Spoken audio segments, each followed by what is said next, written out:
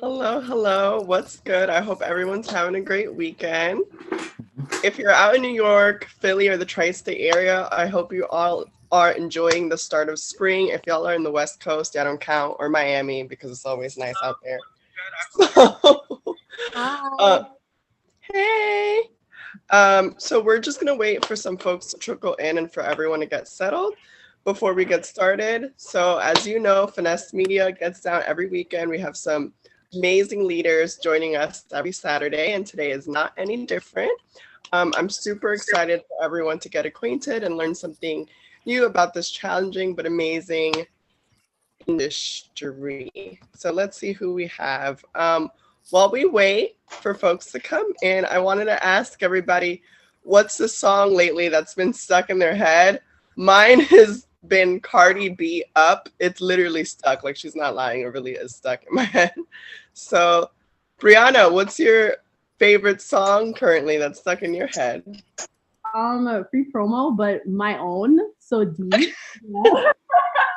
That's right, girl. I've been obsessing over my own thing. Like at first I was sick of it, but I really am in love with it. So deep. Pretty good artist. Where's gonna be? Nice. I love that. Amanda, what have you been listening to? Well, I was literally just scrolling through my music as we speak. I've been really obsessed with the song called Larry David by Alec King. It's in our Spotlight Fridays playlist. Oh my god, it's so good. It's a nice beat. Really puts me in Yeah. good mood. Oh, that's great. Yeah. Awesome. I also see some new faces in here. Everyone who's new, don't be shy. Turn on those cameras. We want to see your beautiful faces. Okay, I think we're ready to go. I think everyone is here. All right, so let's get started. Today, I have the pleasure to introduce some very talented, influential folks that I have also had the pleasure to attend, work, and party at some of their events in New York City. And they throw some of the best parties in Brooklyn, Bronx, and Manhattan. So I'm super, super stoked to get to know all of the panelists a little bit better today and dive into what their collectives are all about. We wanted to hold an event like this today because we have witnessed the influence collectives have had in the music industry, and we wanted to give artists the opportunity to learn about how this may benefit their career and how to join one if they're interested. So everyone, as usual, grab a pen and paper, keep those mics on mute unless you're called upon, and let's get started. Today we have Soos Smash, who is a longtime DJ and contributor to the New York City hip hop community. He is the founder and CEO of High Water Music, original home to DJ Spinna, Fresh Daily, and Homeboy Sandman, among others. He is also a radio personality and has hosted his own radio show, Squeeze Radio, for 13 years. He is also with a party called Rosie Perez, the hugely popular monthly soiree, and he co-DJs and presents with partners DJ Lalo and Christian Martyr.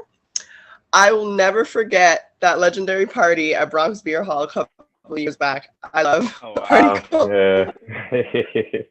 That was so lit. I heard it was like the biggest party the Bronx Beer Hall ever had. So I had to give a shout out.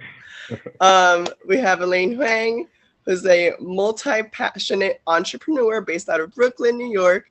She founded Neon Owl in 2015, a community focused on bridging the gap between music and philanthropy. She's also founded the music collective Open Door Sessions and her greeting card company, Liberation Culture. Shout out to female entrepreneurship. We're all about it at Finesse Media.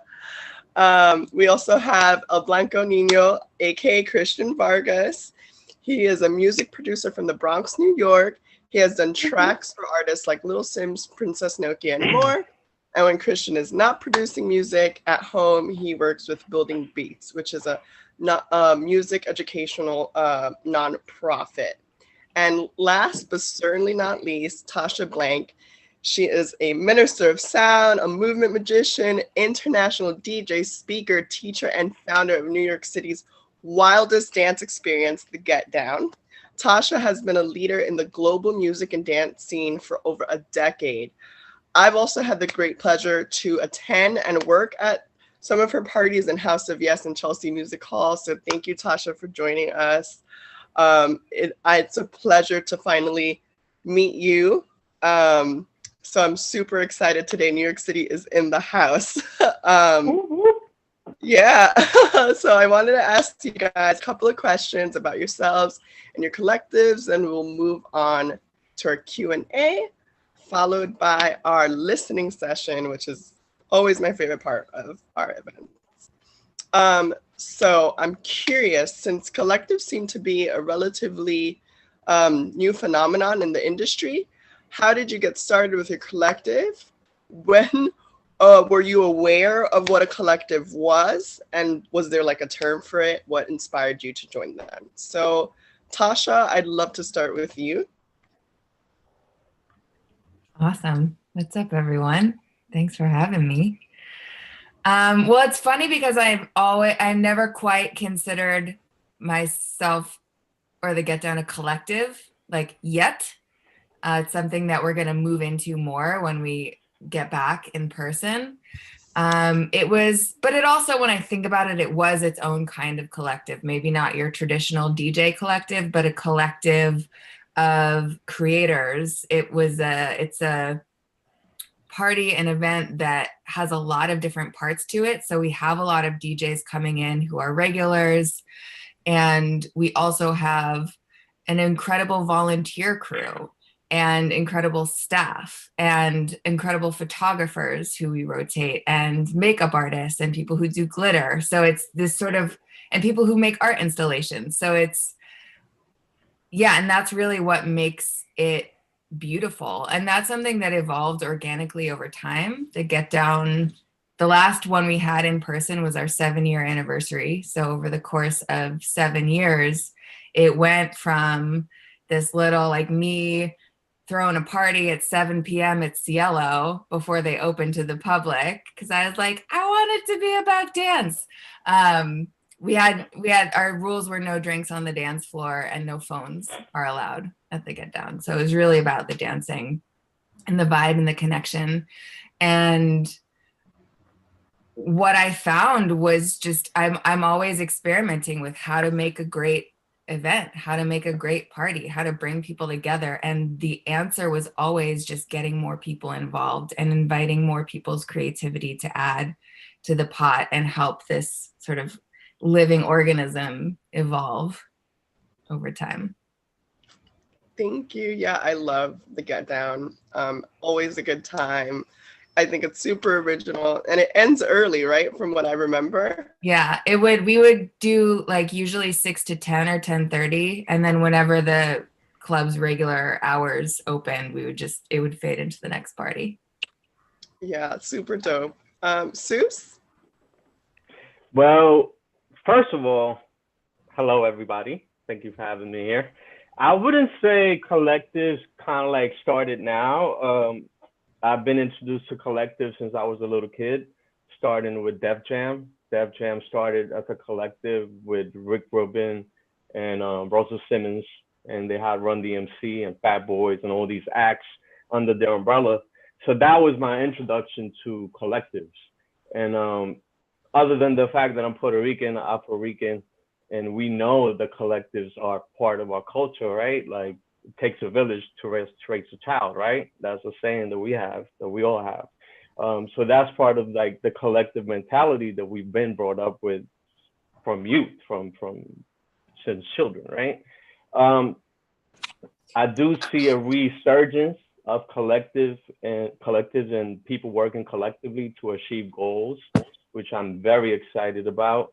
And I guess the reason why you guys have me here is because of my latest collaboration collectively, which is a party called Rosie Perez, which came about. Supporting other people, you know what I'm saying? Oh, I don't know who spoke, but hello.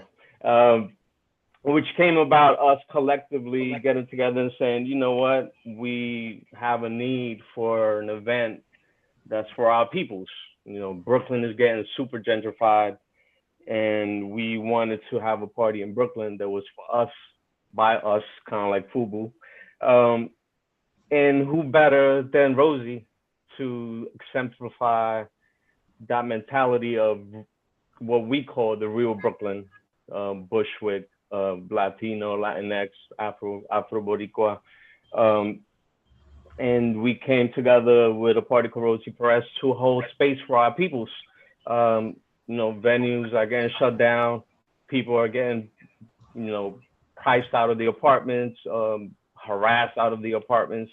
So we wanted to hold space for our peoples to just be free for a few hours every month and enjoy themselves without the pressures of New York City and capitalism and gentrification. So that's when the party called Rosie Perez comes into play.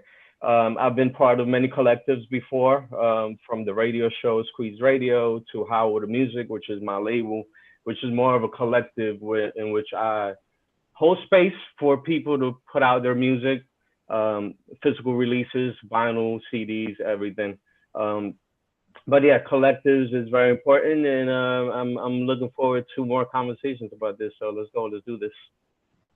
Great, thank you so much. Elaine? Awesome. Hi, everyone. Happy Saturday. I have to think about what day it is sometimes, but happy Saturday. Happy to be here. Thank you, Alexi, for having me. I would say similar, like I didn't really view Neon Owl as a collective, but then Open Door Sessions just kind of became one in a way. And a little bit of how I got started is I've never been one to like produce or like musically talented, but I was like, I love bringing people together.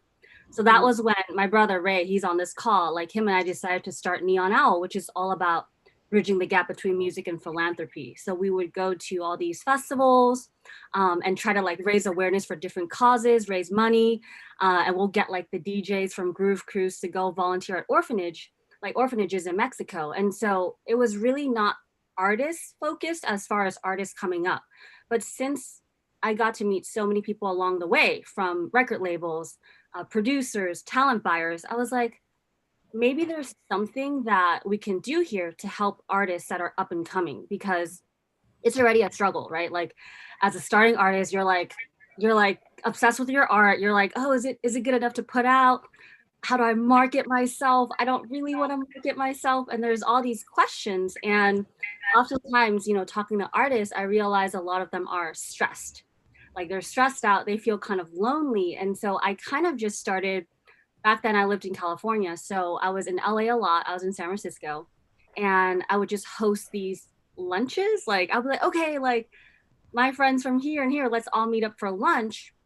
And magic would kind of come out of this. Like, oh, do you want a connection to this person? Do you want a connection to that person? And so eventually I decided to host these events called Open Door Sessions. So they were purely events, but think of it like music showcase meets networking meets a bunch of panels.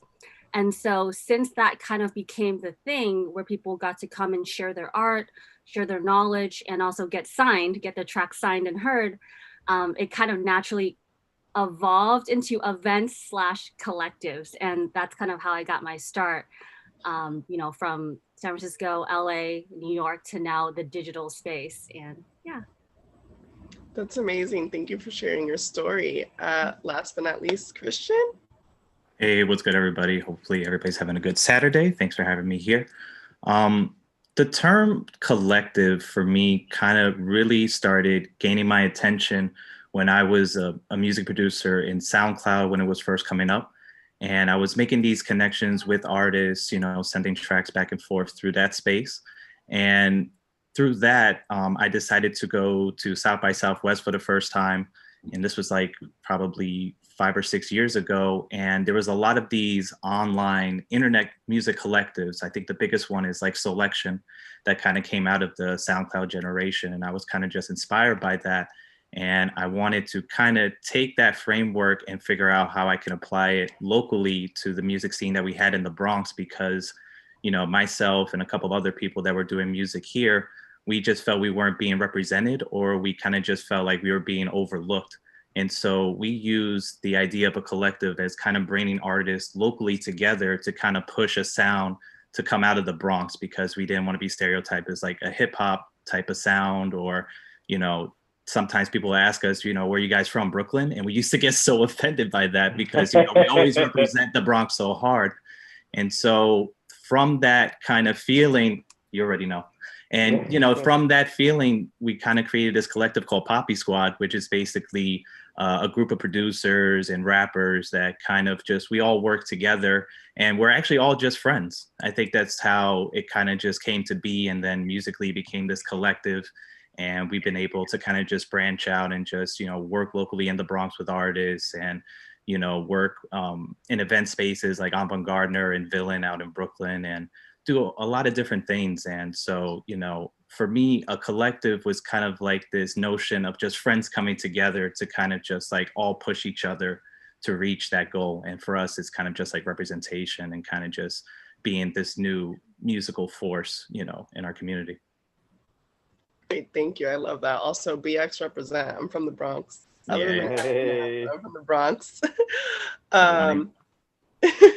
So how do you think collectives are impacting the future of the music industry? Do you think it'll replace record labels? It's like the new form of a record label. Let's start with you, Soos. I believe it has already replaced the labels pretty much at this point, with the advancement of digital distribution and being able to just access all your, you know, be in contact with all your fans and all your supporters digitally and online. Again, when it comes to hip hop specifically, collectives been around forever, especially these days, nowadays. And I would say, yeah, I think it could replace labels within the American system and the industry. The music industry, labels is going to be hard to replace altogether. I don't think that might be the case ever, but collectives definitely help, especially if you're in the music industry.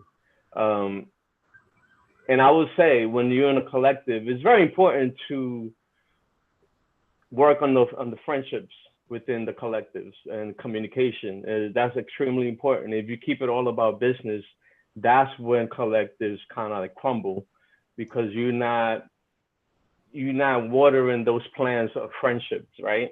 Like, it's very important to have those relationships be strong, that bond to be very strong in order for the collective to be successful. Like the brother mentioned, they're all friends from the Bronx. That's when it really works, when you're buddies and you coming up together and you're supporting each other. I mean, look at the Wu-Tang, for instance. Collective out of Staten Island, which was forgotten borough. Like, we all in New York, if you're not from Staten Island, you're not going to Staten Island, period, right? And they came and they took the industry by storm to the point where, over 30 years later now, you still see the logo. So yeah, collectives are very important. Are they replacing record labels? Not 100%, but I'll say that they are taking a big part of what the label does and used to do, and replacing that for sure.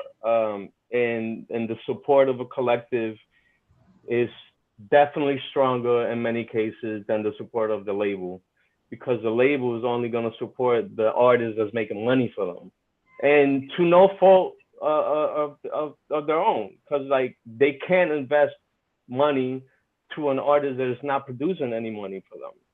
So when you have a collective and the collective is pushing the message, and in this case, let's say is in the record industry, is the music, the message is the music of the artist, right? If your collective is large, you have a lot more people pushing your music, which in turn has the industry pay attention to you, because a lot more people are talking about your music than if you were to be doing it on by yourself on your own. Right, true. Tasha? Yeah, I mean, I totally agree. And like, what is a label? It's a platform, right? And it used to be the only way that people could reach fans. And now the internet has totally decentralized that. And I feel like because collectives tend to be more about sustainable relationships, creative partnerships, friendships, that's way more sustainable than just some organization that's just about the business. And I see so many artists leaving labels because they don't have creative freedom and taking it into their own hands and using the internet to create way more sustainable businesses than they had with under the label. Yeah. That's right. Christian? Yeah, I feel like with collectives now and kind of like the relationships with the music industry or with record labels in general, I feel like I've been brought up in with the experiences of record labels actually breaking up collectives because, you know, labels do not understand how they can market each person within that group. So they kind of handpick, you know, maybe the one or two people that kind of shine the most and they push those while everybody else gets left behind. You know, we saw this happen with like ASAP, you know, with Rocky and all of them. Odd Future kind of dealt with that in some ways as well. And so I feel like nowadays collectives see record labels as kind of like what people were saying earlier as a platform to kind of just get their message out more or ways to negotiate, you know, in terms of like financing and whatnot, because sometimes collectives may not have the money backing to kind of just push it themselves. So they kind of just need that third party support. But I don't really see record labels phasing out, but I do hope to see in the future more kind of just groups of people taking it upon themselves to go and make the stuff that they want to make, because all those tools are out there now. And, you know, just the advent of social media makes it so much easier to kind of bring artists together to push something out, whether it's, you know, a music collective image, or it could be artists coming together to release like a compilation to help out, you know, when it comes to like political activism or any of that other stuff. And that's stuff that you really couldn't do in a record label, you know, and having a collective, you're able to kind of just move faster and do things directly to help people out rather than having like another person just talk over you or, you know, just kind of just guiding things in a different direction. I kind of just feel like collectives have more power to push how they want to move things around, and the label, it, in most ways, it's just like financial backing. And I hope that the blueprint of kind of just like collectives in general will kind of just keep going forward. It'll keep evolving to the point that we won't really be talking about labels anymore. And we'll kind of just look at it as a whole, as groups of people working together. Yeah, absolutely right. And, you know, with social media, you know, the audience gets to choose who they want to listen to. So it's a great way to, you know, get exposure. You don't need, you know, the big man with all the money all the time. Yeah, there's no execs here. It's just all fans pretty much, you know. Exactly. And also about being authentic, right? Elaine? Yeah, I think in the dance scene, like, so I definitely don't think labels are gonna like go away anytime soon, but I feel like it's like for those looking to get onto big record labels, I think they in a way still need the collective. Oftentimes I like for our community specifically, some of the artists that have kind of, let's say, blown up over time, they started with the collective, and ours isn't just artists, it's artists and everyone in the music industry. So without the support of those people, or like the collective supporting them at shows for their opening set time, right? Like, or the closing set time. There's so much around like community and building those relationships. And in a way, like some of the artists that started up with us, with Neon Owl together, those who have, you know, quote unquote made it, like they do come back and like give back to the collective, or maybe now they have the connection at the record label, which at the end of the day, yeah, the record label doesn't have your best interest at heart, but they still have that pool, right? Or the fund and the money and the reach. So in a way, I don't think like one is going to replace the other, but for those that end up being a part of the collective, they can really support those looking like trying to make it. And then they also wouldn't have all the success if they didn't have those deep, meaningful relationships, support one another, and really just like rise together. So I think both are going to be around, but I do think that for artists beginning, like they haven't quite made it yet, like you can't really go far if you go it alone. So I'll say that much. Thank you. I want to know, why do you think an artist should consider joining a collective? What are some of the pitfalls? And what do you look for in an artist that is hoping to maybe join some of your projects or your collective? Whoever wants to start. I guess, go ahead, please. So I'll say that the things that I really look for is like people that are genuine and authentic, right? Like oftentimes we do host shows every now and then. And so there's one way like saying, hey, I want to be a part of your collective because I want that opportunity. It's like, Okay, hold on. We just met. My name is Elaine. How are you doing? So I would say, like, just to be genuine right off the bat, right? Versus someone that says, hey, I see you're doing these events. Do you need help with like setting it up? Like, do you like, it's like coming from a place of, in a way, like service and connection, and not going for the ask first. Like, hey, can I get that slot time? Like how many slots do you have, right? At your Neon Owl stage? But really, people that keep coming through, people that invite their friends, people that are willing to be like, hey, let me help you promote this event, or do you need an extra, speaker, or like whatever that is. And like, Right. even if they don't ask, we'll be like, hey, do you want to do this guest mix? Like, hey, we have this time slot. So those are always the traits that I look for as far as like having people kind of join our community. Soos? Well, in regards to, I guess, the things to be on the lookout for when you join a collective, right? Egos. Leave your ego at the door. Yep. There's no space for egos when you're in a collective. When you're in a collective, you always have to, it's about the group, right? It's not about yourself. It's about what's best for the group. It's about what's beneficial for the group. It's about bringing your skills to a specific group, your specific skills to that group that's going to further and push that group forward, right? I don't look for people personally when in a collective. It's all about energy and how we build like a regular conversation at a venue while I'm DJing, and I took a break from my set, and I'm at the bar, and I met someone, and that conversation can spark not only them being part of the collective, but a whole nother collective. Who knows, right? So it's all about energy, I would say, and about how the particular skills of said person fit your skills and what you guys are trying to accomplish together.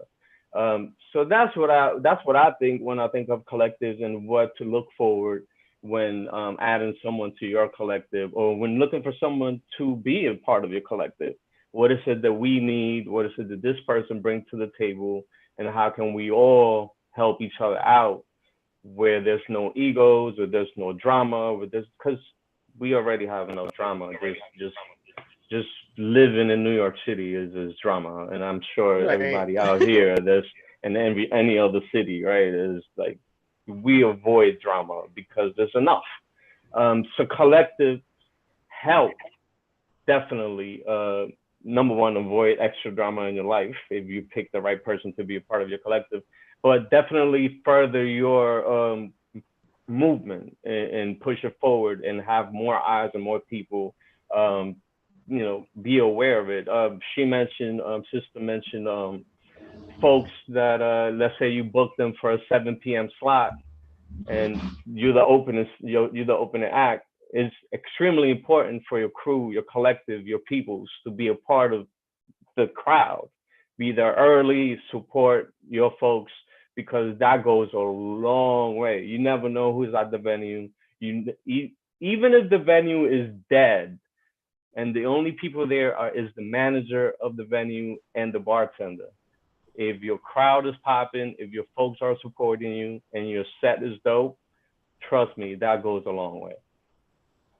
Yeah. And I know I'm all over the way about it, all over the place, but I guess No, that's great advice. Like, you always want to keep your energy high. I've definitely been to shows where there's only a few people, and I love that DJ, and I look them up. And that's how you build your audience. That's great advice. For sure. Tasha? Yeah, I just add maybe an addendum to the leave the ego behind and like save the ask till after you've built a good relationship. I now especially really look for collaborators who can see at least as big as I can as far as what I want to build, if not further. I think that's the beauty of having a bunch of different brains creating together, is that we can see things that the others can't, and help the whole thing become something greater than the sum of our selves instead of approaching it like, ooh, I want to get into that thing so that I can, be cool or get success or get something. It's more about giving and creating. Right. Yeah, exactly. Christian? Yeah, I would say kind of just the best advice when it comes to joining a collective or just a musical group in general is show that you're invested, besides like going to the shows. Check out what shows we're going to and see who we like seeing. And the more we see you, it will get our attention. And then, we'll be comfortable enough just to talk it out and kind of just see what is it that you want to bring to the table and what is it that you're interested in terms of our musical community, what is it that you want to contribute? I think is kind of just like a really big thing in collectives in general, and just showing, like I said, that investment. I feel like the pitfalls, we kind of went over it in terms of like ego and all that. I feel proximity can also be an issue. If you're in a collective and you don't have those moments when you actually see each other physically, or you don't see each other like socially, like, maybe on a Twitch stream or something like that, I feel like that can be kind of like a caveat where people kind of feel like they fall to the wayside because they're not visibly there. So it can be difficult sometimes to realize that. And especially during the pandemic, it may be even more difficult to make those connections. So I see most recently, DJs and kind of just music producers going online on Twitch and setting up like communities for these people, and those people that are invested in the community digitally through either like Discord or through Twitch, they become like moderators. So they help you out with the chat, they talk with the people there, and through that investment itself, that can kind of just lead to opportunities to working with, a collective more, honestly. Yeah, exactly. These are some really great networking tips in general, building relationships. So I hope you guys wrote some of these valuable insights down. We're going to now move on to the Q&A session. We're going to open it up to the audience. If you have the raise hand feature on your Zoom, click that and we'll call you. I need to update my Zoom so I can't see it. So if Julie or Lex can let me know who's raising their hand, and I'll call on you guys in the correct. This is the very first time I hear of this feature, so I have no idea how that works. Yeah, it's like a little emoji. Sometimes people, when I say that, they actually raise their hand, but you can't really see everybody at once on Zoom. So let me see. Julie, Lex, anyone raise their hand? Because I can't see it on my end. Brianna did, yeah. Awesome. Brianna? Hi, my name is Brianna Knight. I'm a singer, songwriter, the whole nine. Just gonna say collective community. Dope, 100%.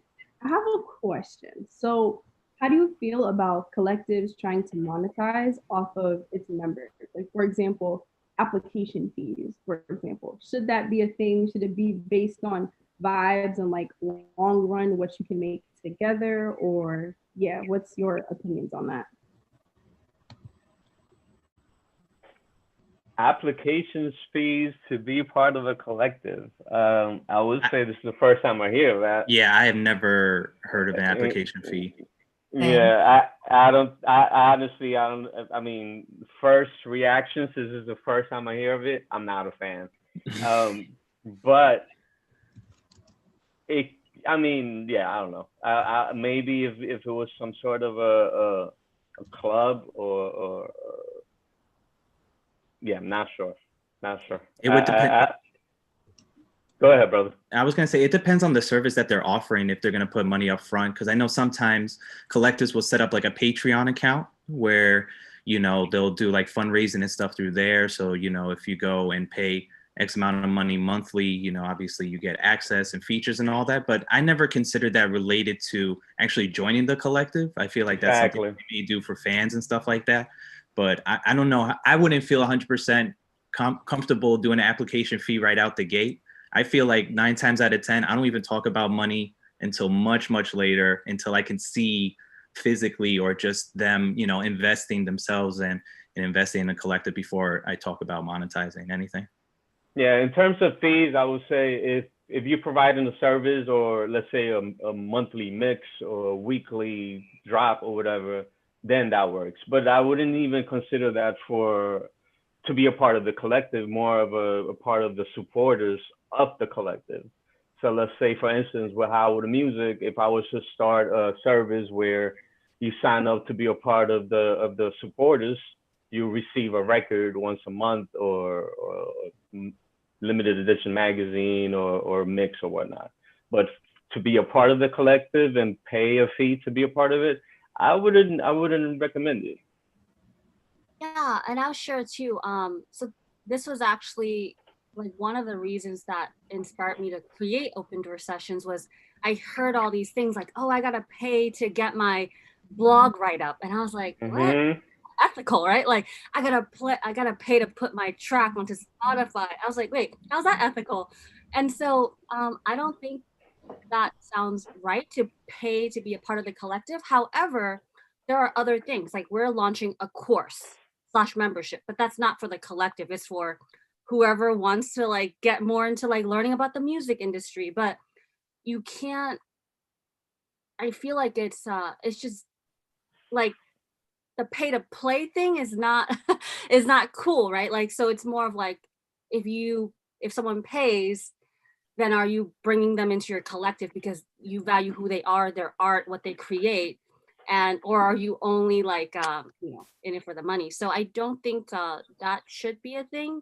If anything, it's whoever vibes, whether you start off like in the very beginning where no one's making shit, but when you rise together and there's profits, then it's like, okay, let's like maybe everyone get a piece of that. So that's more my viewpoint on collectives and being a part of a group together.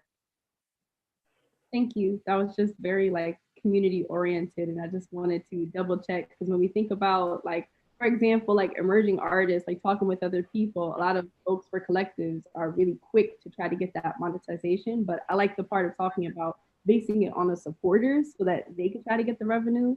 And then again, that long term that you brought up, Elaine, just very much of like, if something big happens, then we talk about what we could do for money. But yeah, thank you. Thank you so much. Thank you. That was a great question, Brianna. Up next, we have Ezer. Hey, everyone. Just thank you for sharing. It's been really informative so far. This question is for Christian. As Little Simz is one of my favorite artists, rappers, just lyrically everything. So just wondering what that process was like producing for her and how you kind of got into that. Sure, I could talk about it. So the track that I produced with Little Simz was called Mandarin Oranges Part 2. So that was a co-production with Sango, who is, I guess he's still an artist / producer that is closely with Solection still. And so I connected with Sango online through SoundCloud, and I was just doing my own type of tracks. Like he was in this kind of ballet funk kind of trap wave at that time in the beginning that got him really popular early on. And, I think I had a chance to see his first show in New York City. I think he was like at the Tribeca Grand or something like that. And I was able to just talk to him physically and be like, yo, you just seem really dope, man. Like, we should just work on something in the near future. He was like, yeah, I'll keep you in the back of my mind about it. And so when he did the song with Little Simz the first time, that was Mandarin Oranges. I guess that's just part 1 now. He did the track with Waldo and all that. And so I listened to the track and I was like, you know what, I'm going to just try to remix it. And I was just going to send it to him directly and just be like, hey, what do you think about this? I was going to put it up, but I kind of just want your blessing before I do it. And he was so impressed with that record. He sent it directly to Little Simz and to her management. And she was already writing a whole new record.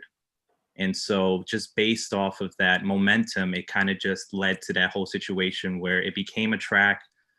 She did a music video that she shot out in LA when she was in the States for the first time. And then I think like the highlight to me personally was that before the BBC stations were shutting down, they had the Maidavale sessions where they do like a lot of live recordings and stuff. And they chose my track to do a live version. It just sounded like amazing. And honestly, like SoundCloud was really kind of just that tool to help me reach out to him. And at the time, he was just very open to the idea. And then, yeah, it just came out like that, honestly. No management, just 2 guys making music on SoundCloud. Wow, that's awesome. That's awesome. Thank you. Yeah, no problem. The power of SoundCloud, incredible. It's the amazing. Indeed. insane. Yeah, no, there was that era from like maybe 2000 and like maybe 13 to 2018, maybe like those 5 years where you just had those collectives and groups of artists, you know, the K-Tronadas of the world, the Sangos of the world, that were just putting out music, and we were able to talk so casually that it just fostered a lot of relationships now. And now these guys are like Grammy Award winners. You know, it's kind of crazy. Yeah. Do you think there'll be a platform like SoundCloud again? Oof. I mean, there's been a lot of different type of music platforms. I think the most recent one that was gaining a lot of traction because of cryptocurrency was called Audius. That's AUDIUS. And so that's basically a platform for artists to kind of put their songs out and not worry too much about the record labels hounding them when they do kind of just like these unofficial remixes and bootlegs and edits. And they're also able to fund and purchase their stuff through cryptocurrency on Audius too, which is kind of crazy. But I don't know if there's going to be something that will hit that zeitgeist, you know, that spirit of just people sending stuff back and forth. So, you know, casually, and just having a huge creative hub. I don't know if that's going to happen. I'm sure there's going to be small pockets. I think the next big thing to come out for artists and like just DIY collectives and stuff is Bandcamp. Like I cannot recommend Bandcamp enough. They really do help out the individual artists and the individual collectives. You know, you can set up your merch through there. You can basically do a record label through Bandcamp. They're doing Bandcamp Live, so you can do like concerts and stuff, and people can pay tickets. You know, there's just so many cool tools in there. I feel like Bandcamp will be the next best place for, you know, DIY artists and kind of DIY collectives to kind of build and grow their brand, for sure. Yeah, great. Thank you for that. I was definitely going to mention Bandcamp. Bandcamp is definitely my favorite platform at this moment. Yeah. Also, Mixcloud is great for DJs too. I know I'm speaking a lot on a music production platform, but Mixcloud has really turned it around the past like 2 years, and they've done like a Mixcloud live platform as well that really helps out DJs to kind of get their sound out, because I know a lot of DJs on SoundCloud, you get those copyright takedowns and you're just like, well, I don't know where to go anymore. And luckily Mixcloud is kind of like taking the helm of that for DJs especially. So you heard it, guys. Mixcloud and Bandcamp. Bandcamp for sure. Mixcloud is definitely dope too. Mm-hmm. Awesome. Elsie, you had a question. Yeah, hi everyone. Yeah, thanks for being here. And yeah, and I wanted to just quickly say, Tasha, I've been to the Get Down and it is incredible. So anyone in New York, it's awesome. And yeah, one of my friends volunteers, so she loves it. So my question actually is a perfect offshoot of what we were just talking about.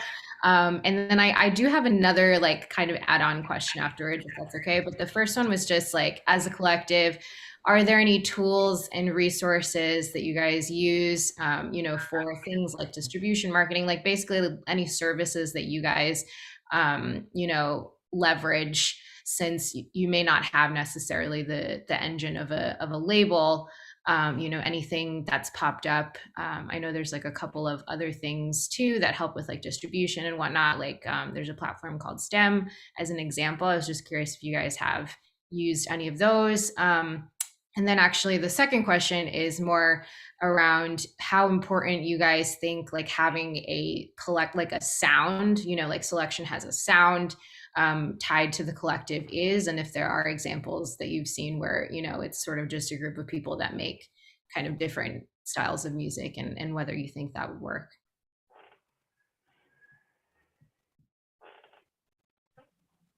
Is that going to be me? Okay, I'll start it off. I was waiting to see if anybody was going to take it. No. It's okay. I think that, yeah, there really is a ton of tools in terms of how you would want to push your collective as a brand once you feel comfortable enough to start branding, and, you know, you feel like you have a good image and you feel like you have a quote unquote sound that you want to push. Like I said before, I think Bandcamp is just a really great place to kind of just do that whole DIY record label stuff. In terms of distribution, there's a lot of different ways that you could do it. I think one of the more popular ones is called DistroKid. And that one, you can kind of just basically upload your music and it will send it out to all the digital distribution platforms. So you know, it'll be sent to Apple Music, Tidal, and Amazon, you know, fairly quickly, and it's fairly inexpensive to do that. So, you know, you don't have to worry about labels or a record label in general to help you distribute your music. You know, those websites are out there and they're fairly, inexpensive to do as a DIY artist. I feel, especially with music producers and DJs, I feel like Patreon has been a really great avenue to go and kind of set up a support system with your fans so that, they can invest in you, and in return, you can go and give them either exclusive music, or you can do courses on music production or DJing and stuff like that. That always helps out a lot. I also see DJs doing a lot of Twitch streams, and they'll be doing fundraisers and stuff through there a lot. And Twitch is just a really great community for DJs and stuff to kind of just interact with the fans in real time. I think it's just a really great tool. I know it's run by Amazon and F Jeff Bezos, but just as a platform and as a community, there's really great opportunities to kind of build your brand and do a lot of fan engagement through there.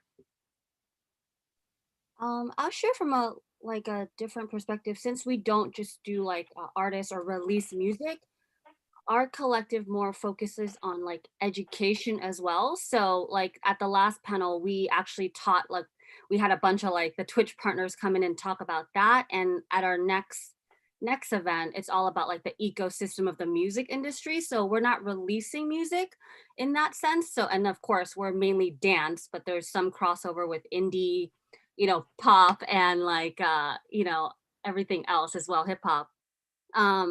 So maybe that's in the future of having our own releases or whatnot. But for now, it's really all about education. And from that, we try to bring in speakers that will teach things like that, how to get signed on record labels, how to get your tracks on Spotify, YouTube. So we focus more on the educational piece of it. I would say in terms of putting out music, like the brother mentioned, Bandcamp, SoundCloud, MailChimp, DistroKid. Those are very important tools for you to utilize, not just to put out your music, but to inform folks by using MailChimp, collect all that data, who's following you, who's supporting, who's reading the emails, who's listening, all that. Because then you can use all those things to monetize your music even further by getting a distribution deal with a bigger distribution company that's going to front probably some money for you to market and promote that music, because they've already seen what you bring to the table. The numbers, it's all about the numbers. It's a numbers game. Instagram numbers, IG, Instagram, Facebook, all of those. They look at all those numbers. This is how many people follow you. This is how much money we can make up for you. If you wanted to go with that route, because you can utilize all those numbers, all that information to get a bigger deal to further your collective and your movement even more. But yeah, the basic steps, I would say DistroKid, Bandcamp, SoundCloud, MailChimp. And I'll just add, because I used to use MailChimp and I switched to Constant Contact, which is a little more expensive, but if you have a big enough list, it becomes worth it because the open rates are way better. MailChimp will put a lot of your emails in people's promotions or junk folders. And as soon as I switched to Constant Contact, my open rates went up by 15 or 20% because people were actually getting them. Yeah. And as far as having a unified sound, I would say even more important, because Elaine was just saying, what collectives can do is so multidimensional and can be so interdisciplinary. It's really about, for me, having a unified vision and mission and message. And that's what connects with people the most, I think. Thank you. And also quick plug for Elaine's events at Open Door, because those are definitely, I've gotten a lot of value out of it. So thank you guys. Thank you, Elsie. Up next, we have Julie. Hi, everyone. Thank you so much for coming on today. I wanted to know what your thoughts are on hybrid music collectives, where the collective facilitates everything by also acting as their own record label. Can you highlight any benefits or drawbacks to that? Well, benefits is you definitely have more control of what happens, what kind of, the message, the visuals, everything that comes out of the collective, you have all control of it. So that's great. Drawbacks, I would say, is a lot more work. and you have to be a lot more disciplined and organized, especially within a collective. If it's a large collective, small collective, definitely got to be organized, definitely got to be on point, sharp as to who's doing what, so that, you know, it runs smoothly. But yeah, definitely better because you control everything. You control the message, and you control what comes in terms of your earnings and how it gets distributed within the collective. When you have somebody else controlling all of that, they're going to take a percentage of that. So out of your 100%, you already lost about 30, 25% of the top. When you controlling everything, that pie goes to the whole collective. But yeah, you got to be sharp, you got to be disciplined, and you got to make sure you communicate. Communication is key for sure.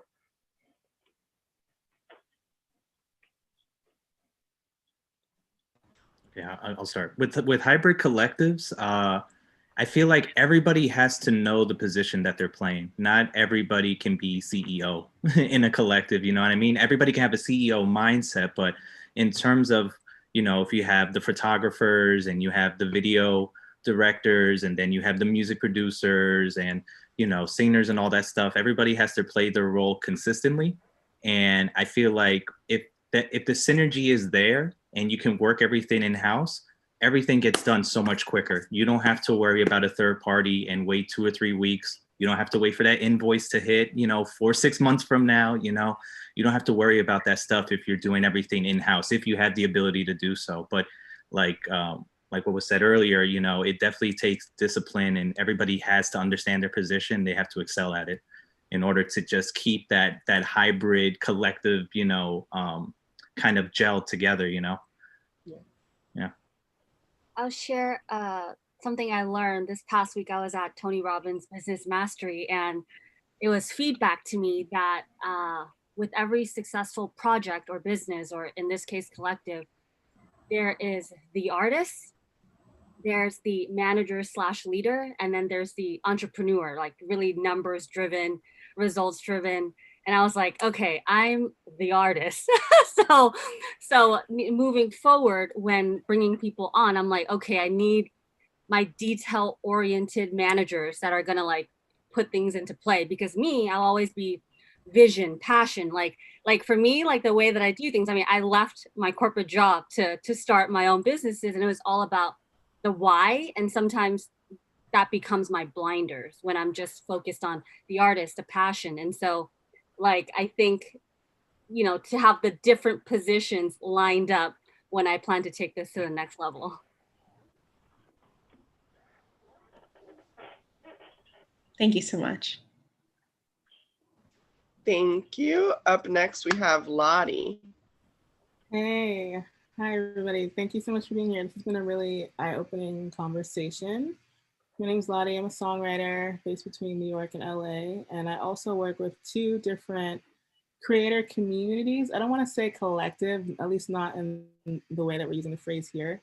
One of them is called Hard Drive, which is like a really big international creator community with independent artists, producers, songwriters, etc. And the other one is called Bounce Gang, which is primarily producers, but also artists, songwriters collective, and also distribution platform and publishing administration.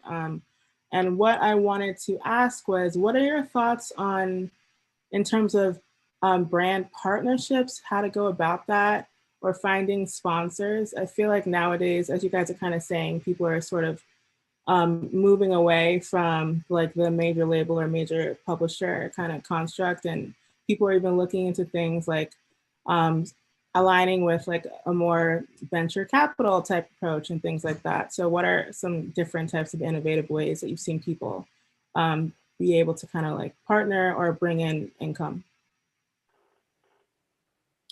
Sponsorships are great, especially if the company that's sponsoring your brand or your movement fits. They have the same goals, they have the same ideals, that they have the same vision as you. Those are always great, and you acquire those by putting in work on your movement, right? So you have all these eyes looking at you and what you guys are doing. Sometimes you get the offer, sometimes you just approach the company that you are interested in working with, and just show them your deck. This is what we've been up to. This is what we've been working on. This is how many people support, et cetera, et cetera. But I would say the most important thing is to make sure that the company that you are trying to work with or that is trying to work with you fits what it is that you're doing. You don't want to be working with a random ass company that actually stands for the total opposite of what you stand for, right? And they cut a check when at the end of the day you kind of sold out to the eyes of the people that support you, and you end up losing all your supporters because you ended up working with a company that was the total opposite of what you stand for. But yeah, absolutely. I think working with sponsorships, getting companies to sponsor your either your event, album, etc., is great. It's perfect. It's a great way to further your career, your movement, your projects that you perhaps wouldn't have if you didn't work with said company. And this point we're talking about money, right? For the most part, but also the machine behind the company. So the company may have a staff that will benefit what it is that you're doing. The company may have a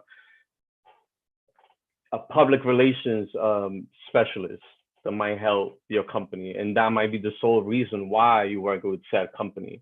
It's not really about them sponsoring this event. It's about them just sending this email blast to their network. That alone can help your company for years and years to come. So yeah, I support working with the companies, with sponsors, especially if it's the right sponsor. If you end up working with a sponsor that's not fit for your company, it might be detrimental to the future of said company. Thank you. I love that advice. Appreciate it. Oh wait, can I just add something to that? Yeah. Real quick, if we have time. Yeah, sure. I for me personally, working with brands is great. In terms of if you need finances or you need, event planning or stuff like that, and you're just looking for space to house events and whatnot. What I've seen, at least locally here in the Bronx, in terms of like people doing partnerships and stuff, it hasn't been a lot with a lot of big branded companies. It's been mostly local companies and whatnot. So I think a really good example that I know personally is there's a collective called Uptown Vinyl Supreme in the Bronx. They have a specific image where they play vinyl records out to, just the Bronx community. And they have an event inside the Bronx Beer Hall, which is a venue there in Little Italy over there in the Bronx. And so they actually have people come inside and they can go and sell, jewelry or clothing and stuff like that. They have people selling food, and these are all locals, and this is not really on a brand part, this is not a branding partnership level. This is like very local grassroots kind of collaboration. And I think that's just like a really strong asset to have as a collective, is not just have the music community help you out, but just the local community in general, get them involved, and have your event as kind of like that glue to kind of just have the local shops and the local owners there get exposed, and also kind of just expose the community in general to just like what you're doing. And that's just one thing you should kind of look at before you start talking to the big brands. See what your resources are around your community. See who's interested.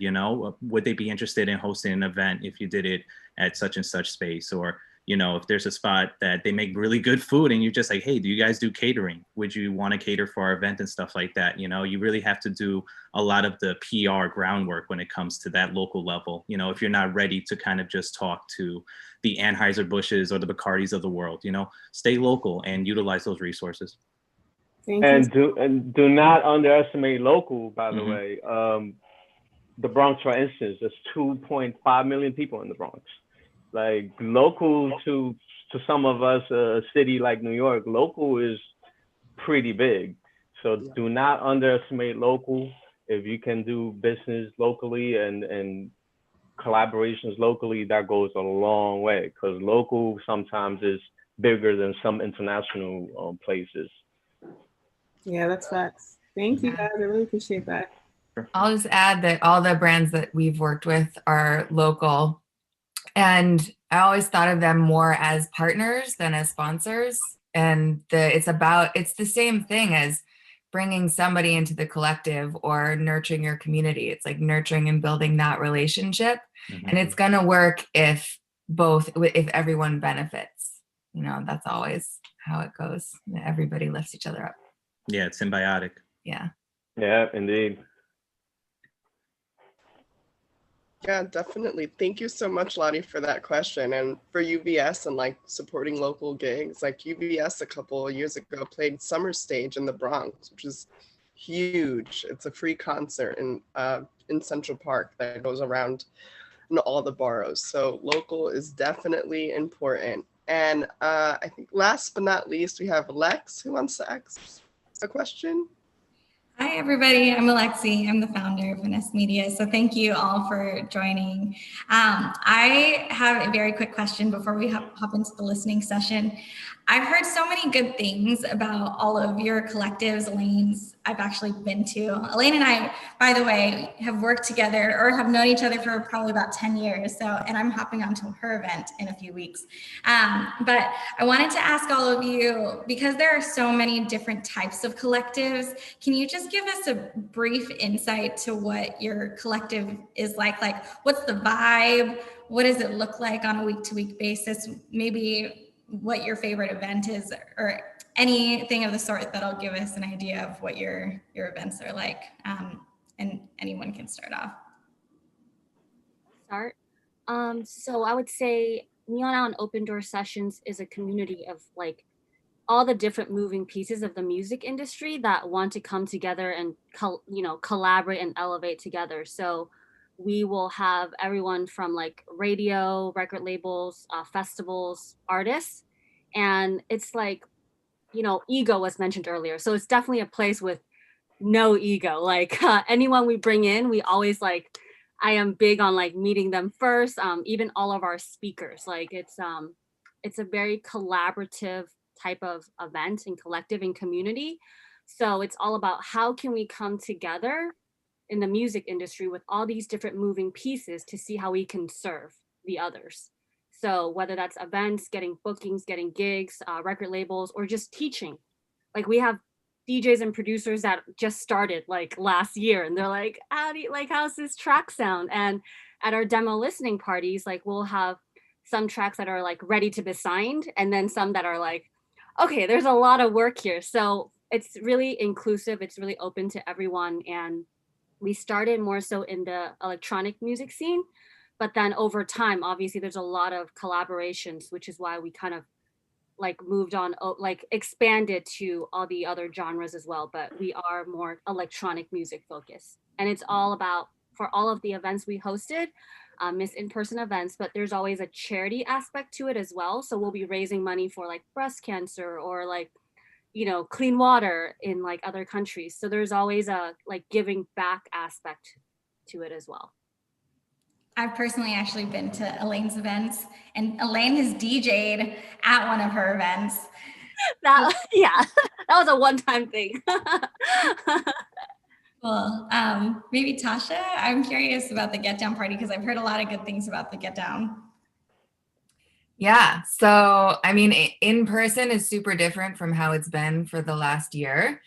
In person, it is 6 to 10 p.m. We open with some kind of class, usually a dance class. And then we've got always a guest DJ, and then I DJ and live musicians and lots of little extras that go into just creating a really warm, welcoming atmosphere where people first and foremost feel safe and comfortable to dance super freely and super wildly. That's really our main purpose, is all about getting as expressive as needed, having that release and that outlet and that connection with people as our biggest authentic selves. And this year, when everything went virtual, I just stripped everything down. And for right now, and because I also facilitate movement and am a dance teacher, and kind of I take the dance that happens in the party setting into a more mindful place. So I've been facilitating classes and just launched a membership portal for all of that.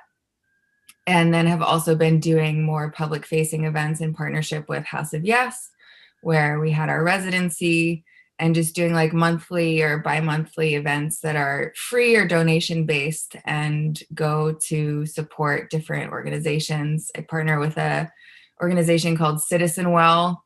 It's amazing. They're all about creating wellness for all. So they always come in and pick the organization that we're going to put money towards. And we usually bring in a yoga teacher, a meditation teacher, and I rock out with dance.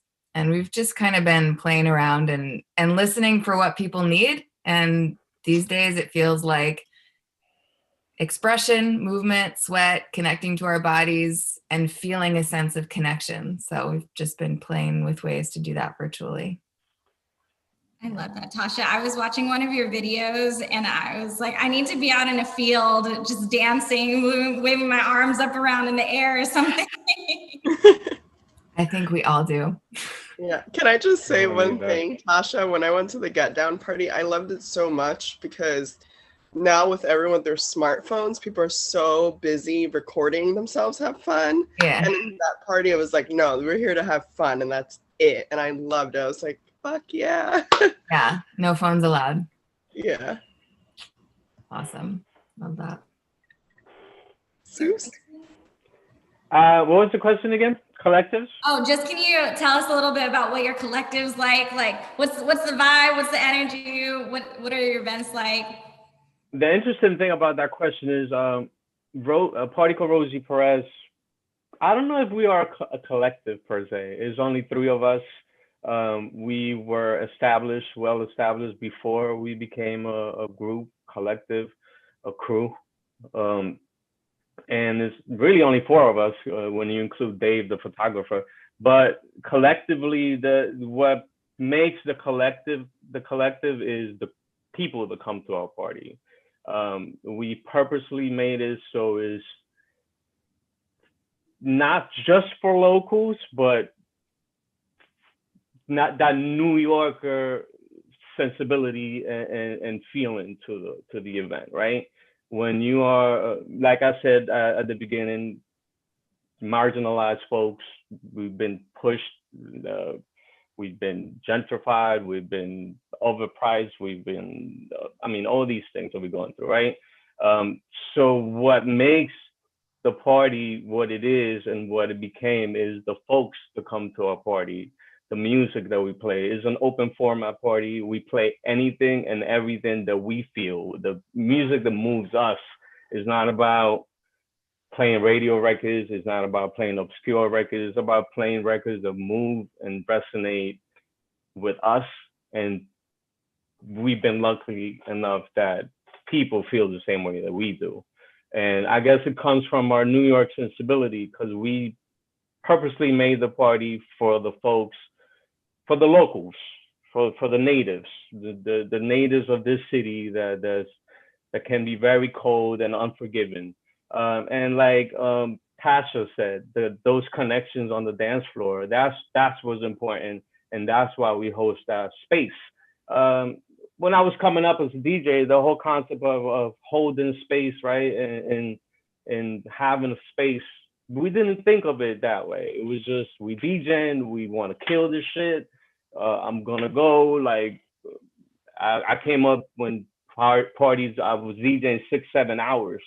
So open format was normal, because we, as DJs, we collect all sorts of music. So in a 6-7 hour party, and when you're doing vinyl, you really have to show what it is that you listen to and that you gravitate towards. But with a party called Rosie Perez, we've been able to host space for New York City residents that have been forgotten about, that have been neglected. And it's a true New York City vibe too, because it's from 10 p.m. to 4 in the morning. And we talking about 4 in the morning, folks don't want to go home, and we have to turn on the lights like, please go home. I want to go home to my family. So yeah, I'm, again, not sure if that if I consider ourselves a collective. If we are technically a collective, great, I'll take it. But the crowd is definitely a collective of people that support what we do, and we wouldn't be here without them. And when you see your regulars on a monthly basis, you become a family. And for the past 5 years, my family has grown and grown and grown, and I love all of them. I love this. Does anyone miss going out as much as I do? Oh, we all do. Trust me. Yeah, it's been a nightmare. It's been a whole hand nightmare. emoji. Sorry, Justine, I know this question is taking so long.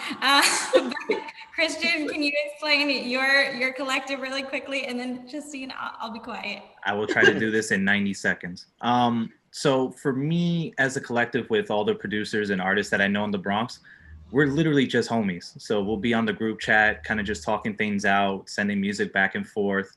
And, you know, when we go and link up and kind of just talk about, you know, what are our musical kind of like goals or aspirations for like the next couple of months, we kind of just all sit down. You know, we'll usually hang out at my house because I have the most space. And, you know, one of my friends in the collective, he's a chef, so he'll be cooking, and we'll have somebody else that mixes drinks. Like we, you know, we're all like very family oriented. And, you know, we kind of just, you know, bounce off ideas with each other in person because that's how we work best. And, you know, that's how things kind of come to be. There really isn't like this huge game plan. You know, we don't have like a request for proposal. We don't have like a quarterly or anything like that. We're kind of just, it's just vibes, honestly, and kind of just investing in each other's lives, really, you know, so asking like, how's your daughter doing? Or like, how's your parents doing and all that, and kind of just being invested in that way. And that's for the music side. I would say for the Building Beats stuff, the music nonprofit that I work for, that collective has a different dynamic in that we're all workers. You know, we're all teaching kids remotely how to make music and produce music. So we all have that passion to teach, but we also help out each other a lot when it comes to just like opportunities for doing events. You know, Building Beats does the Donuts Are Forever Jay Dilla tribute event that they do at the Brooklyn Bowl. So all of us as teachers come together and we help out with the fundraising and all that. And, you know, we try to use our pull from the music community to come together, you know, for Building Beats and all that. And that really helps out a lot as well. I think when COVID is over, we need to do a Finessed Media meets Building Beats meets a Rosie Called Perez meets the Get Down Party meets Neon Alco collab, and everybody just needs to shake their asses for one night at least. Because we need to do a whole day on a Saturday from 12 p.m. all the way to whatever the next day. 24 hours, exactly. Just gotta be at the beach. Yeah, that'd be lovely. Definitely. Thank you, y'all. Yeah, let's make that happen. Thank you, everyone, for such an insightful Q&A. I have to say this, as a New Yorker, a native New Yorker, I'm so proud. Like, my New York pride is shining through. Thank you guys for all the stuff that you do for our community, and keeping New York strong, you know. So now we're going to move on to our listening session, which is personally my favorite part of the event. This is when artists submit their music and they get feedback from our featured guests, which is you lovely people. And we get to listen to some dope tunes. So it's a win-win. We have our resident DJ today, Kevin Zeno, who's gonna play all the songs that were submitted. But before Kyle gets started, I wanna remind you all about Slapper Saturdays playlist. It's a playlist from the event submissions we receive on a weekly basis, and that is updated regularly. If you wanna be a part of it, send us your Spotify song link because we only play it on Spotify. So without further ado, Kyle, let's play some music. All right, let me get started. This is my first time, so hopefully y'all can hear it.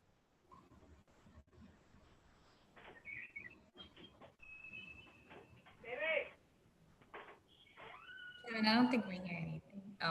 Oh, he just started screen sharing right now. Is that good? Y'all can hear that? Yes. Another one. Justice or else. In through my nose and out through my mouth I breathe. releasing the tension built up inside of me, trying hard to refrain from inflicting pain, although continuously testing is putting stress on my brain, changing my frame of mind, disabling me to clearly see I have to stop to breathe in the air that is surrounding me. Breathe. Breathe. Cause I am filled with emotions and I am ready to bust. I don't want to fight, but they haven't left us much choice. See, now the hitman walks, there's no justice in this shit system. Took my brother's life with his knee in the streets, in his car, in her home. Their soul slipped away. One jury hung twice and the other said, not guilty. No matter what they do, they'll always get off. You see what happened at the nation's capital. Last night gunshots rang out on my corner. Not only are they shooting us, we killing each other. The gangs of the wicked have infiltrated our communities. We must rise above this madness and escape this disease. Yes, this pain is real. Yes, we're tired of crying. No more dead. I know it's much to bear, but the meek and wanting will be rewarded. Keep your focus. Otherwise, we'll get lost in confusion. Go retaliating on the enemy when All right, that's the first submission. What y'all think? What y'all think? That was Nora, by the way, right? Yes. Nora, what's up? Hey there, thank you for playing that. That was surprising. Yes. I like that there is a message behind the song, and I'd be curious to hear the rest of the lyrics too. Oh yeah. Yeah, no. Yeah, whatever. When we have time, another time. That was very unexpected to have like that, just like your flow and delivery to set over drill music, I think was like kind of smart to do, because I feel like, you know, it's such a powerful vocal, and then to have something put over like a modern kind of trendy sound and kind of just change expectations, you know, nobody's going to be twirling or wooing to the record, but I think having a message along with that beat just makes it more powerful. Yeah, give thanks. Give thanks. Yes, I'm spoken words. I just use the music to like catch you. If you can't hear what I'm saying at first, you'll feel the vibe and then it'll sink in eventually. But give thanks for that feedback, y'all. I appreciate it. Yeah. I really appreciate it. Yeah, powerful is the word. When it stopped playing, I was like, wait, I want to hear the rest. And the way that your voice is both so powerful and at the same time is flowing over those hard beats is just a beautiful dynamism there. Really, really compelling. Yeah, thank you. Thank you. Yeah, working on that, trying to get that out there. So give thanks, y'all. Appreciate it. Thanks. Yeah, we appreciate it. Thank you for sharing. All right, next up, we got a submission from Lottie. I think this is unreleased, so we're blessed today. Unreleased music. Oh. Hold on. Let me try to refresh. Oh, weird. It should play. We can get to these other ones first in the meantime, and then after that, we'll go back to it. We have Keep It Pushin' by J-Dub.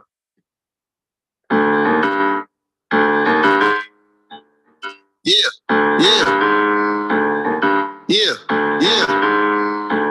Shout out to Nolan for this one. Bouncing back when I pop out, like off the curb. Put them on straight from the city, straight to the burbs. I'm just out here pushing real, be what it is. It's the truth out when I'm spitting, they call it me. It's a lot of different times, but I ain't tripping. This might come through, he changed around and playing studio district. I might put you on something different, ain't no dissing. If it's up to it, then listen with no issue, they don't mix it.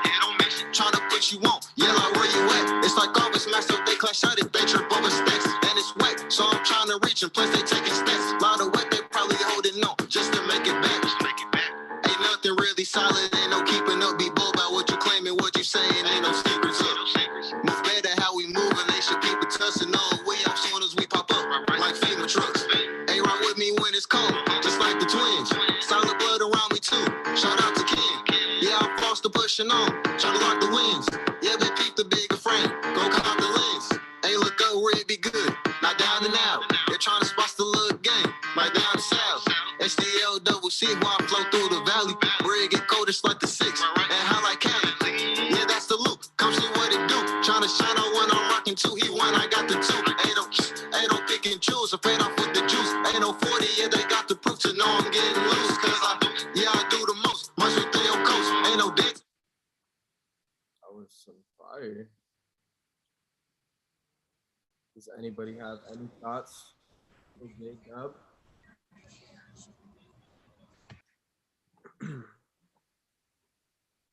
If not, I thought that was dope.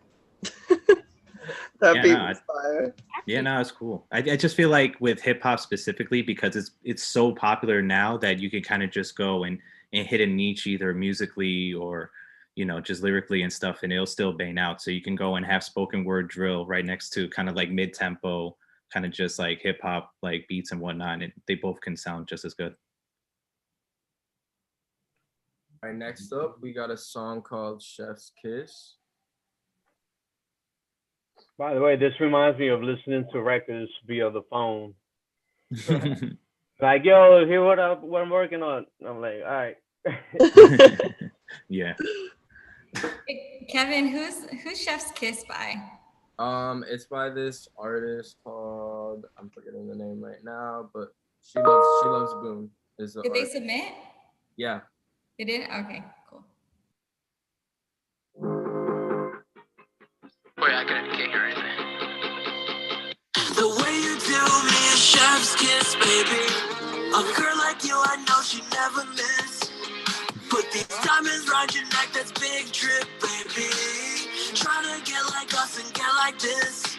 Cause we can waste all the time on things we don't decide on. I keep writing these songs, but they don't sound like the right one. And it fucks with my head when we fuck with the lights on. Do you really see me for what I truly am? Cause I'm nervous that you won't, and I know I do the most. Always paint me as the villain. I love you when you don't.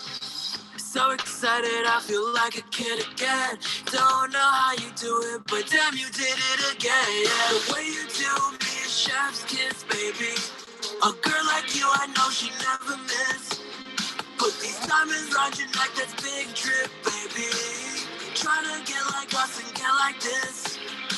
My shorty Emily O'Berg, she sporty and rich. She bad now, be even better when she 40 with kids. Aging like fine wine, think I'm a sommelier. I'm trying to find words for your body, but they hardly there. If I could brush your hair at your face, windows down in my race. Right now, it's a Ford Focus. If I focus, it could be a race. I can skip right to the space force, tearing up like I'm a hot one. Keep it natural like a racehorse. I just need. I was not expecting that at all. Me neither. No, it's cool. I think that there's some viral potential to that as well. Like, I think the hook is really strong for that. And you see like a lot of, you know, TikTok users kind of just taking parts of the song and kind of just adding their own twist to it. And I feel like, you know, just the flow itself in the hook, the words that are being said in there, like the phrasing would really work for that type of crowd, you know, to make it viral. I agree. Mm-hmm. I agree for sure. And somebody on the chat, on the comments is saying 2010 boy band vibes. I agree. You got to do the Chef's Kiss challenge or something. Yeah, for real.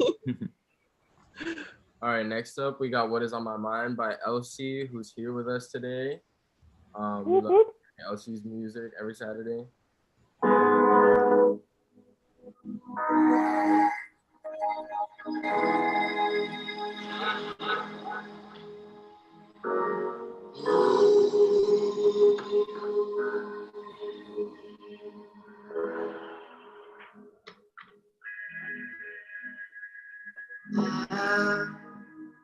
On my knees, oh, Lord, only I've been on this road too long. Lord, won't you save me? I've been wandering. I can't be gone too long, and I can't be gone too long. And I can't be gone too long. And I can't be gone too long. And I can't be gone too long. But it's on my mind. But it's on my mind. But it's on my mind.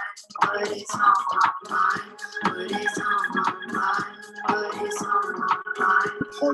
Transitioning into Trump, there's just a different.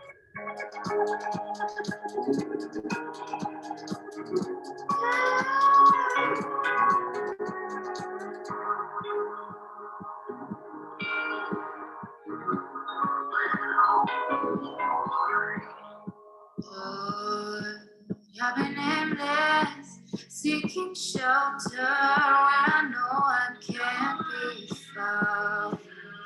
Oh, won't you find me where my heart beats when I know I'm safe and sound? When I know I'm safe and sound. When I know I'm safe and sound. When I know I'm safe and sound. I let that one go too far.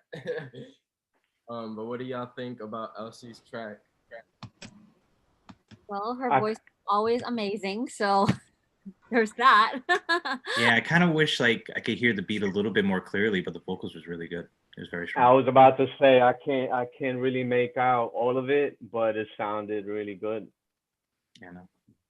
Thank you. Yeah, I did plug in the link. Yeah, the background and the it does kind of sound like it's going through the phone.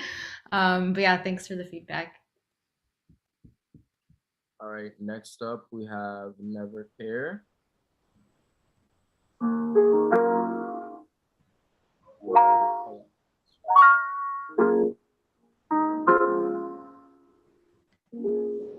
I never care about what they say about me. I'm dreaming to my heart without a beat. As long as my family proud of me, I could care less what you think of me. Knock me down, I'll get up clean. Knock me down, I'll get up clean. Oh, yeah. I don't care about what they say. No, I don't care about what they say. I never care about what they say. I look myself in the face every day. Scars, check, check, check. Flaws, check, check, check. Okay, I'm all there. Reflecting on the days when peers would give me long stares. Was it my night guess? Probably not. Or cause I wouldn't open up like the bottom lock. Or was it cause I was too embarrassed to show my pops? Or was it cause my skin dark at 12 o'clock? Midnight, parents told me live life. Often I was paralyzed by thoughts, how would I get by? Daily talks to God, ask me what brings you by this time, at this time. If I'm falling victim to my pain, can I tell you, look who I became? If I'm falling victim to your lies, can I tell you that I'm not surprised? What we think about that one? I know I saw Soos Soos bopping his head. I like that. And the MC, I like his voice and his delivery.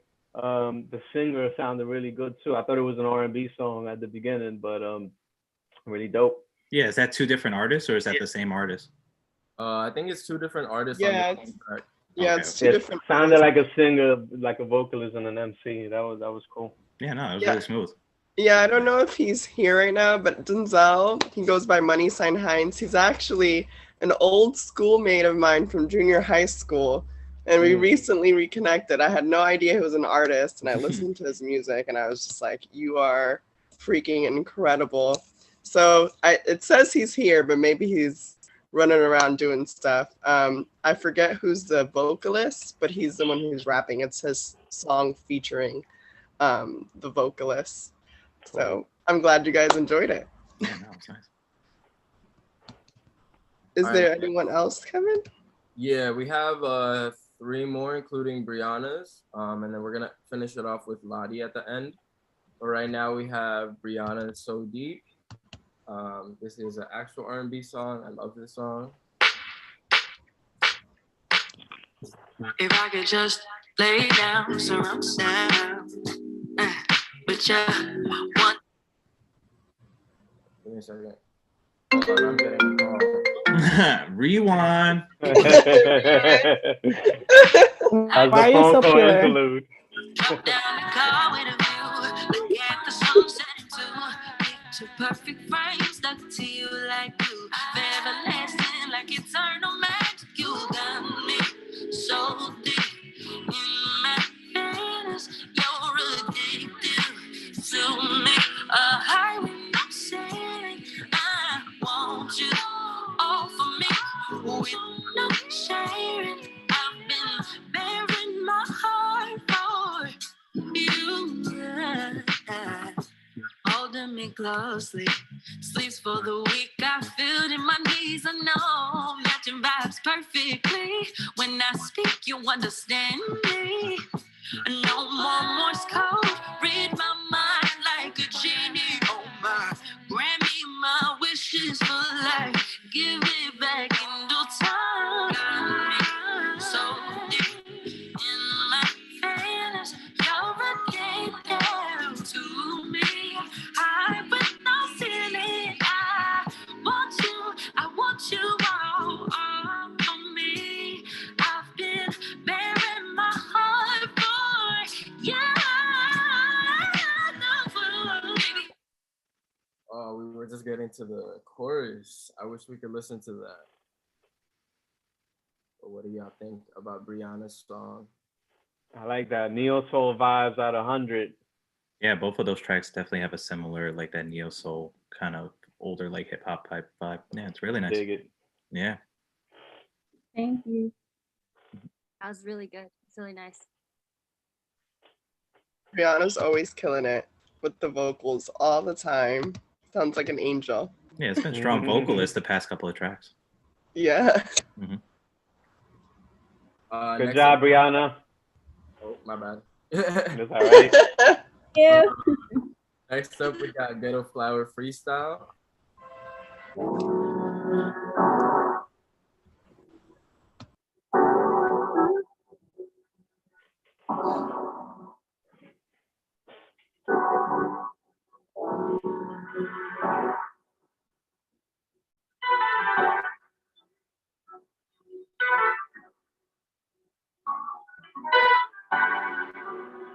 Sweetest rose from the Garden of Eden. Let them thorns be the best of your features. Beautiful black Mona Lisa. I always see your admiration is deep. But not as deep as your peace. Rooted in conscience alone with your loving kindness. Your highness, you're such a powerful piece. But she was molded in the image of Most High. That's no lie on the truth that I speak. If they don't see it, then that just means that you best with for me. Cause picking Eden's rose was never the easy road. Not for the weak or the timid soul. But worth it though. So I always pick those over hoes. They want the gold. You worth your weight in it though. These stories told of that ghetto black rose that bloomed when it was cold but never froze. And Lord knows a sober soul that holds her own. She don't compete. She know the scriptures and the laws of the street. She practice peace but still at war for her king. She down to march with any man with a dream. And that's word to Coretta. Couldn't have it no better. Beautiful black queen. You everything we need you to be. She's a ghetto flower from the concrete, baby. Black rose, bright as gold, yeah. So glows and only grows, yeah. Lord knows she's heavy molded. You taking bloom, bright in the moon, baby. What we thinking? Yeah, this is like a compilation, the past 3 tracks. They should just put it all into an album at this Word. rate. It feels like it's part of a compilation for sure. Yeah, no, it's really nice. Really dig it. All right, I'm glad you guys get to see why this is my favorite part of all of our events. I see that. I like that. Yeah, this weekend's playlist is going to be extra nice. Grown and sexy type. Yeah. We grown out here, adults. All right, now we're gonna finish it off with a Lottie song. Let's see if I can get it playing. If not, Lottie's gonna play live. Oh God. Wow. It should play. It usually does.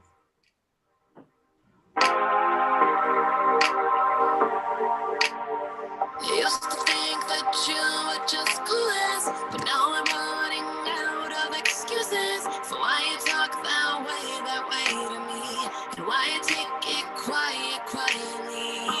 Did your daddy give you any hugs? Just seems like your past has left you so damaged. Don't you see the man that you've become? This ain't the way to get me. Telling me I'm back.